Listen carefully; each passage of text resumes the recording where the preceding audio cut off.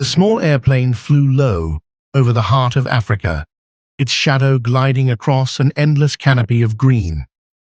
From above, the forest looked peaceful, ancient rivers curling like silver snakes, trees packed so tightly together that the earth beneath them disappeared. But the people who lived near it knew better. This forest swallowed secrets. Inside the aircraft sat a family of four. The father sat upright, eyes alert, pretending calm for the sake of his family. The mother clutched her handbag tightly, lips moving in quiet prayer. Their young son slept, unaware of anything at all. And then there was Amina, 21 years old, their only daughter. She gazed out the window, watching clouds drift past the wings, unaware that these final peaceful seconds would soon feel like a lifetime ago. The flight was meant to be short, a simple crossing over the forest to reach the coast. Then the engine stuttered. Once. A sharp metallic cough. Amina frowned. Then again. The hum that filled the cabin began to fade, replaced by an unnatural silence that pressed against everyone's ears. The pilot's voice came through the speaker, strained, unsteady. "We have an engine failure. Please brace for emergency landing." The plane shook violently. The mother screamed. The father reached for Amina's hand, gripping it so tightly it hurt. The aircraft dropped, slowly at first, then faster, the nose tipping downward as the forest rushed closer. Amina's heart slammed against her ribs. She could see the trees clearly now. Then the blue of the ocean burst into view beyond the forest edge. The pilot tried to steer. Too late, the plane hit the sea. The last choice. The impact was brutal. Metal screamed. Windows shattered. Water exploded into the cabin like a living thing. The aircraft tore apart, as if it were paper. Amina was thrown forward, her head slamming against the seat in front of her. Cold water rushed in instantly. The father unbuckled himself, fighting against the flood. He grabbed the only life jacket from beneath the seat. Only one. He didn't hesitate. He forced it over Amina's shoulders, tightening the straps with shaking hands. "No," she cried. "Papa, take it." He held her face, water already rising to his chest. "Listen to me," he said urgently. "You are strong. You must live." The mother reached for her daughter, but the current dragged her away. The boy screamed once. Then the sea swallowed them all. Amina was pulled into darkness, alone on the ocean. When she woke, the sun burned her eyes. She was lying across a jagged piece of the airplane's wing, floating endlessly on open water. No land, no people, only sky and sea. Her throat was so dry, it felt like sandpaper. Salt coated her lips. Every muscle screamed in pain. She screamed for her family. No answer. The first night was the worst. The ocean stretched black and endless, waves rocking her fragile refuge. Every splash sounded like something rising beneath her. She didn't sleep. By the second day, thirst drove her toward madness. Her lips cracked and bled. Her tongue swelled.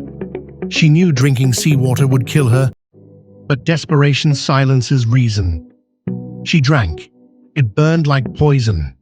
When small fish darted near the wing, she grabbed one instinctively and bit down. The taste was foul. She vomited, then ate another, and another. Survival has no dignity. On the third night, the water around her changed. It grew darker, colder. Then she saw it. A fin cut through the surface, slow, deliberate. A shark. It circled the wing, brushing against the metal. Once, twice. Amina froze, clutching the jagged edge, whispering prayers through broken lips. The fin disappeared. Minutes passed. Then, silence. At dawn, she saw land. The river mouth. It wasn't a beach. It was the mouth of a river, wide and brown, cutting deep into the forest. Using her hands, her feet, her last remaining strength, Amina pushed herself toward it. When she collapsed onto the muddy shore, she didn't move. For a long time, the jungle rose around her, towering trees, thick vines, buzzing insects. The air was heavy, wet, alive. She was no longer lost at sea. She was somewhere worse. The jungle trials. The forest offered no mercy. Mosquitoes fed on her wounds. Ants crawled over her skin as she slept. Every sound felt like a predator closing in. She drank from muddy streams. She climbed trees at night to avoid what moved below. She followed the river, believing water would lead to people. Days passed. Then she saw smoke. Hope surged through her chest. She followed it carefully and froze. Men, foreigners, mining equipment tore into the earth. Gold was pulled from the land illegally. Armed local militias guarded them, faces hard, weapons ready. Amina tried to turn back. A hand grabbed her. They accused her of spying, of lying. One guard raised his rifle. That night, bound beneath a plastic tarp, rain soaking her skin, Amina made a choice. She escaped. She ran into the darkness.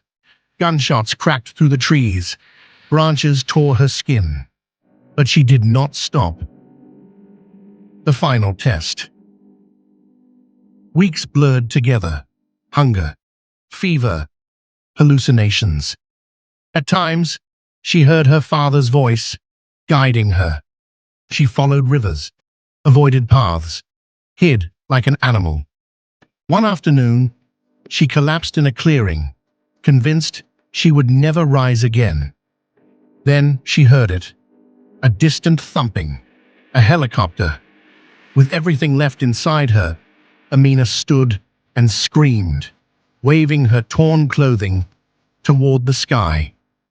The helicopter turned, circled, landed. Epilogue. Amina survived the ocean. She survived the jungle. She survived men who saw her as nothing. She lost her family, but she kept her life. And sometimes, that is the bravest victory of all. Like and subscribe for more interesting stories.